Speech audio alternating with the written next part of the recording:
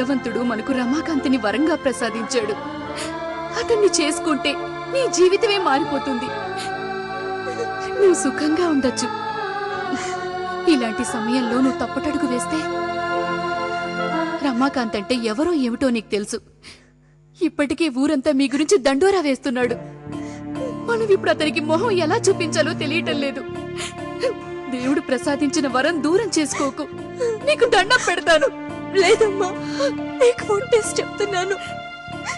ఇక నుండి నేను ఆదిత్యాన్ని కలుసుకోను. నీకు కష్టం కలిగించే ఏ పని నేను చెయ్యనమ్మా, ఎప్పటికీ చెయ్యను. ఏమిటి నీలో నువ్వే నవ్వేసుకుంటున్నావు? ఈ ఒంటరిగా ఉన్న ముసలాడికి సేవలు చేస్తూ నీకు పిచ్చెక్కిందా ఏమిటి? అయ్యగారు, నిన్న పనివాళ్ళు మన స్టోర్ రూమ్ శుభ్రం చేస్తుంటే వాళ్ళకి నాణేలు దొరికాయి.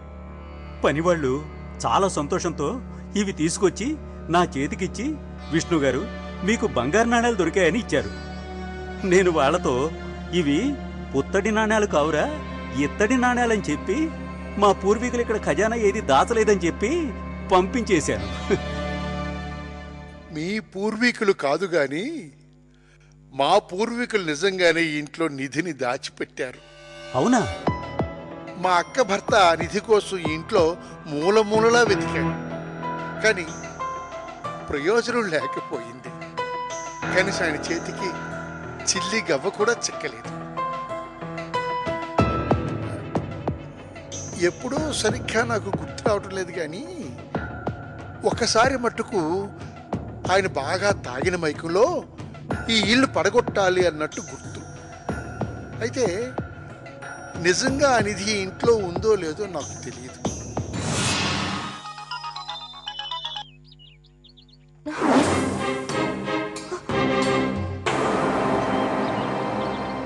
ఇదిగో ఈ చిన్న గవ్వ చూడండి ఎంత బాగుందో. Wow, really great. నిజంగా చాలా బాగుంది. అంత మహాసముద్రంలో ఇంత చిన్న గవ్వ. చెవు దగ్గర పెట్టుకుని వినండి, ఆ సముద్రం హోరు వినిపిస్తుంది. చెవు దగ్గర పెట్టుకోండి.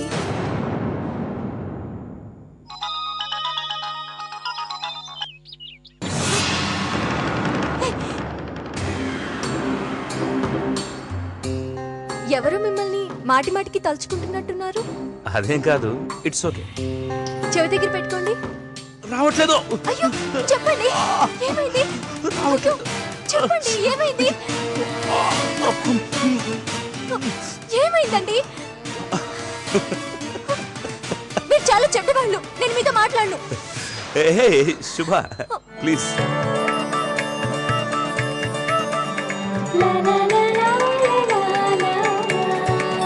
నేను ఇక వెళ్ళొస్తాను. బ్యాగ్లో అవి కార్లో పెట్టుకున్నారా? పెట్టుకున్నాను. అన్నయ్యని పికప్ చేసుకున్న తర్వాత నీకు ఫోన్ చేస్తాను. అక్కడికి వెళ్ళిన తర్వాత ఎలాగో ఫోన్ చేస్తాను అనుకో. వస్తాను, బాయ్. ఏమండి, ఏంటి అన్నీ మర్చిపోకుండా సర్దుకున్నారు కదా? నాకేం తెలుసు, అన్ని సర్దింది నువ్వు. ఏమైనా మర్చిపోయి ఉంటే వచ్చేప్పుడు నువ్వు తీసుకురా, ఓకేనా? అసలు విషయం చెప్పడమే మర్చిపోయాను. మహారాణి సురేఖాదేవి గారికి కాస్త నచ్చజెప్పి నవ్వుతూ సంతోషంగా ఉండమని చెప్పు. జరగబోయేది తన పెళ్లిగా. నేను చెప్తానండి. అలాగే నువ్వు సురేఖ వచ్చేటప్పుడు మీతో పాటు నిఖిల్ని కూడా తీసుకురండి. లేకపోతే మీరు ముందు వెళ్ళండి, నేను తర్వాత వస్తానని చెప్పి రాకుండా టెలిస్కోప్లో నక్షత్రాలు చూసుకుంటూ కూర్చుంటాడు. వాడు రానని మాత్రం మొండికేస్తే కాలర్ పట్టుకొని లాకెళ్ళి కార్లో పడేసేయండి. చూడండి, మాతో రమ్మని పిలవడం మాత్రం పిలుస్తాం, రాకపోతే నన్నేం చేయమంటారు చెప్పండి? ఓకే, మీ మాట వినకపోతే నాకు ఫోన్ చేసి చెప్పండి. ఎలా రావడం నేను చూస్తాను. సరేనండి. సరే, నేను వెళ్తాను. వెళ్తాను కాదండి, వెళ్ళొస్తాను అనాలి. ఓకే ఓకే, వెళ్ళొస్తాను. ఏదో తప్పు జరిగిపోతోంది, పెద్ద తప్పు జరిగిపోతోంది. నాకు పెళ్లి ఫిక్స్ అయింది, నిశ్చితార్థం కూడా జరిగింది.